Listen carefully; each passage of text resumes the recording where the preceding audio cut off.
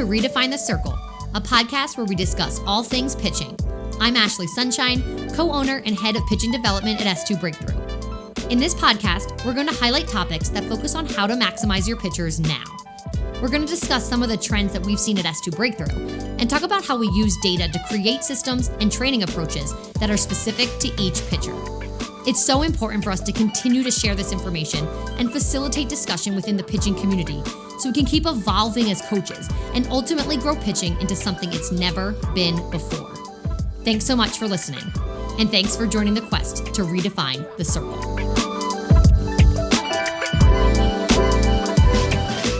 Hi everyone, welcome to Redefine the Circle. I'm Ashley Sunshine, co-owner and head of pitching development at S2 Breakthrough.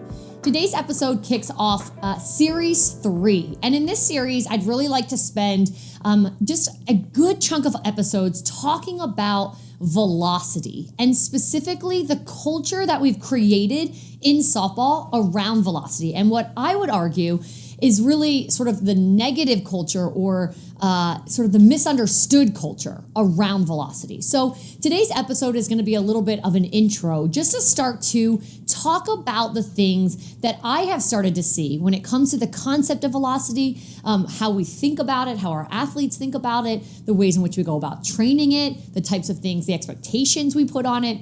And in today's episode, I'd like to just really start to break out those categories. And then throughout this series, really kind of go into depth into each of those categories and even welcome in some guest speakers. I'm planning to have some coaches and athletes in the baseball world talk about their experience with velocity to truly start to point out the fact that we've created a culture here specifically within softball that is a little bit, in my mind, kind of warped. So first thing that I want to talk about, I think the concept of velocity, not too long ago on Twitter, it was like, a Twitter explosion when someone made the comment about velocity is the end all be all. If you don't have velocity, you can't play at the highest level. And other people were like, no, you can just be a spin pitcher. To be perfectly honest with you, in my mind, that conversation is kind of a waste of time. It's the wrong conversation. We all know how important velocity is. There's a threshold in which pitchers have to be able to reach in order to be effective, in order for break to be effective. So it's not about whether or not velocity is important. It is. Are there ranges of velocities? Of course, in which pitchers can be successful. Yes, and there are many factors and variables that will go into that. But the reality is, it is important. And it is a concept that I have found when I'm sort of in the trenches of coaching at S2 that I have found is on the front of everyone's brain from the time they are an 8-year-old pitcher to a 12-year-old pitcher, a 16-year-old pitcher, and a 22-year-old. It is a constant. It's something we all want to know sort of like how to unlock, how to untap.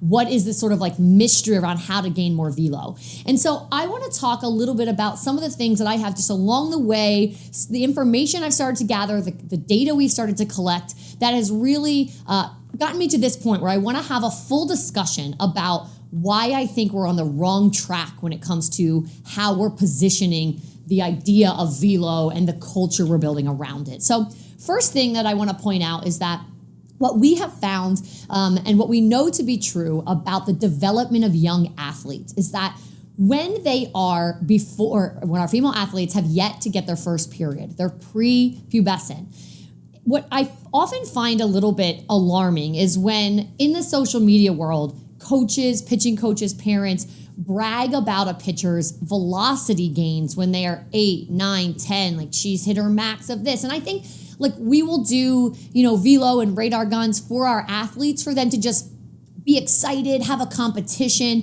But there should in no way, shape, or form be some sort of relationship that is given between what you're doing in training, who I am as a pitching coach, and what your velocity is.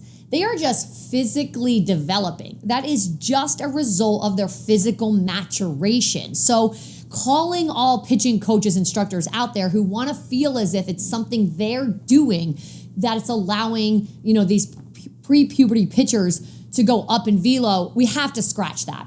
And we have to, on the flip side, also scratch the conversation where we have parents asking, how can she go up in velo? It's like, well, she's 10. She hasn't hit her first period yet. Like there is no true way to develop velo as far as training is concerned. So that's a major like myth we have to start busting, and we have to stop as far as like how deep it's rooted in our culture.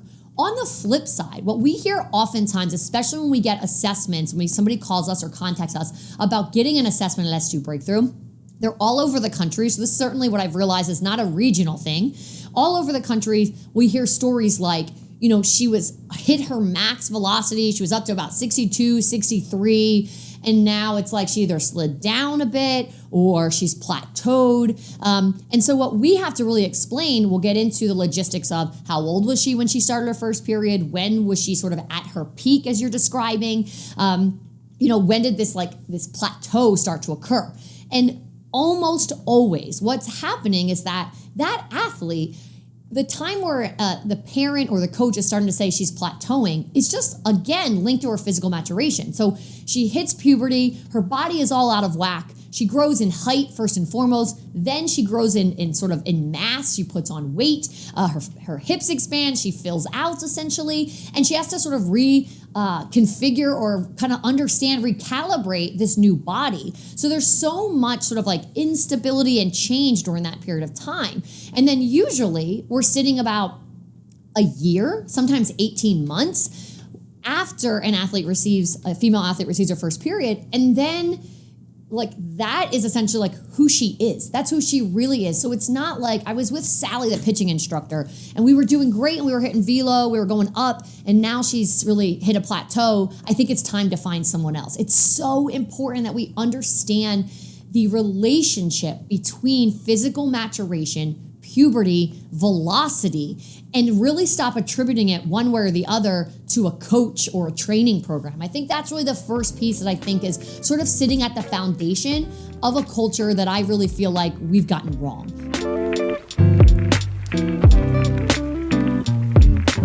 Redefine the Circle is brought to you by Rapsodo Softball. Whether it's at the plate or in the circle, Rapsodo delivers all the data needed to enhance your player's development and to give us a platform to become more informed and better coaches. Rapsodo pitching is absolutely critical when it comes to maximizing your pitchers.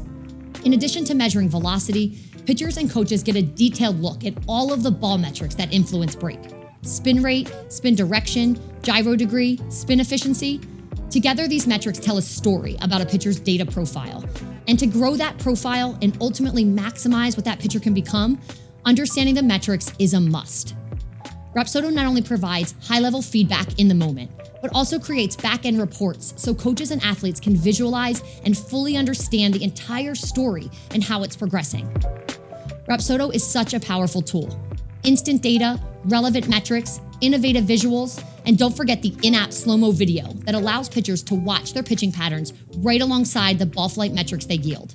Bottom line, Rapsodo is a must-have in the world of player development. See the data, feel the results with Rapsodo's softball technology.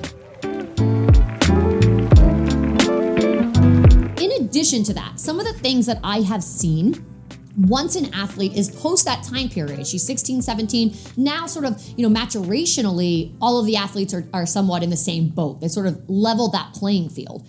And it's really here that I probably see the most unhealthiest relationship with athletes and velo or coaches with velo.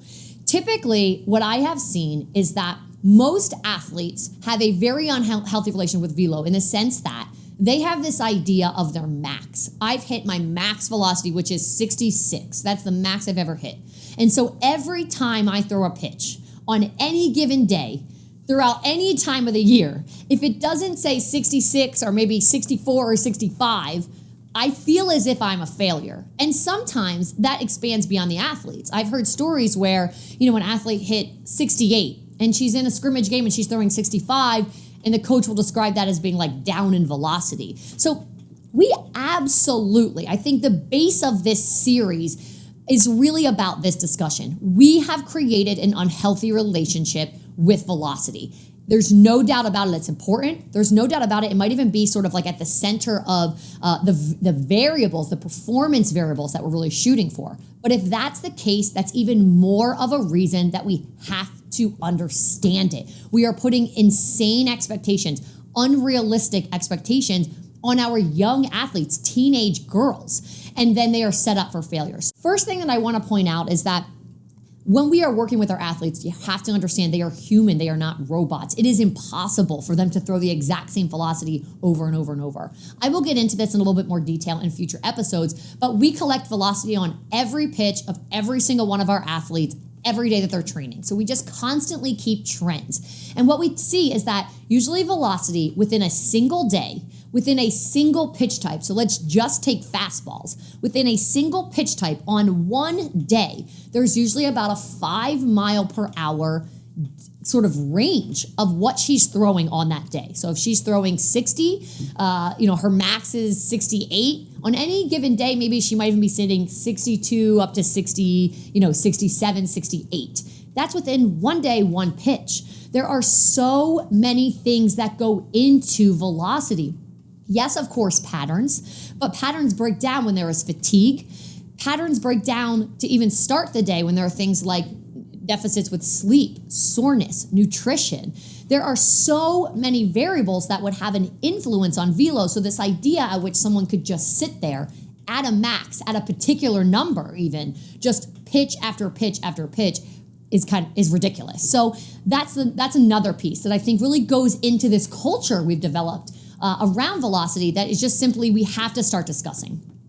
When it comes to understanding how to actually train velocity, boost someone's velocity, there's so many things that go into it, particularly rest and recovery. So I'll spend an episode really going into when we feel as if an athlete is ready to start really like an active training program geared toward velocity. What does that look like? How much is rest and recovery factored in? Hint, there is a ton. I will say we are going to have multiple segments in this series where we talk about overtraining. What I would say is the number one thing that sort of holds velocity down is overtraining.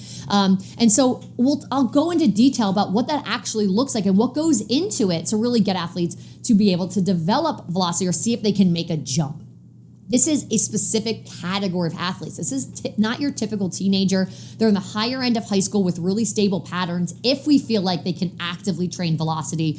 And then potentially our college athletes. They got to have a really stable base in their patterns. We have to feel like they're strong enough, stable enough that they can really withstand the high intensity, really our training approaches of like feeding the beast as much as possible. So I will go into great detail about that concept in a future episode within this series.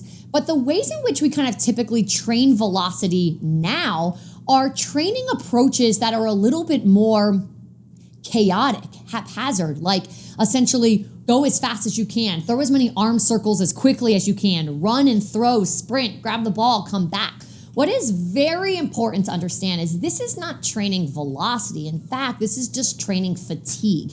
That's not the way that our motion operates. Our motion is about maximizing power in any given repetition and then break, and then maximizing it again, and then break, and over and over and over. That is what training should be centered on. Again, we're going to go into great detail about then how do you approach it. But the concepts of just I'm training velocity by sprinting, running, jumping, doing all of these things, what we have found when we've actually measured those drills is they're incredibly poor from a pattern standpoint. They're usually incredibly chest-led, posture is poor, and essentially the athlete is just sort of ripping that arm through. If we're radaring the drills like that, does velocity sometimes go up 1 or 2 miles per hour? Yes, because essentially what you're actually attacking are things like intent for the athlete to be like as aggressive and competitive as possible. But that does not mean that affects her overall velocity trend. That if we were then to continue to track her velocity day after day, week after week, month after month, drills like that don't have any impact. They just really hit upon intent within a given session, and while really promoting super poor patterns, which in my mind is sort of anti-velocity all along. So I think there are just so many pieces around velocity in the culture in softball pitching that really we have to put on the table and we have to start talking about. We've got to talk about what's real and what's not. Can an 11-year-old who hasn't had her first period even develop velocity? If she does, who is that attributed to? What is that attributed to? Once we sort of get over that threshold and bodies have stabilized after puberty, what is realistic? How can a pitcher be expected to go 12 months of the year, all year long, pitching at high velocity? I will tell you something right now, that is not a culture that exists in high-level baseball. We've created a culture in baseball pitching where we are like really sensitive about how to maximize velocity, what to do, intensity, volume, how they all work together. And it's like we throw it all out the window because it comes to softball pitching. The days are over where we say, underhand pitching is not as stressful on the arm, on the body. We know that is not true. And so since now we have that data, we have that research, it is time now to start to reflect on the systems and the cultures specifically around things like intensity, volume, velocity. What is it that we're actually, in my mind, the systems we're creating are just driving our athletes into the ground. So time to really put that discussion, put those details out on the table, start to ask ourselves, what can we do to start to reconfigure that culture? And how do we actually, again, not only recognize the importance of velocity, but because of its importance, start to now dive deep into how to understand what the expectations are around it, how to make sure we communicate that effectively, and how training throughout the year really should be designed in order to make sure that it stays in the priority in which we all really know it is. Thanks so much for listening today. I know that today was a little bit introductory. I just wanted to lay out really some of those many categories that really have start to take me aback as I started to see how much velocity comes up in conversation with athletes of all ages in all parts of the country. So again, Series 3, we're gonna hit these topics in more detail each and every week. Hope you'll join us again each Monday. Look out for the next episode. Thanks for joining today. Take care, everyone. Thanks for listening to today's episode. I'd love to connect and hear your feedback. You can contact me directly at ashley@s2breakthrough.com. If you're listening, you can leave us a review, or if you're watching, go ahead and leave a comment below. Also, be sure to follow S2 Breakthrough on all of our social media channels and subscribe to Stream S2 to find all things player development. Until next time, quest on.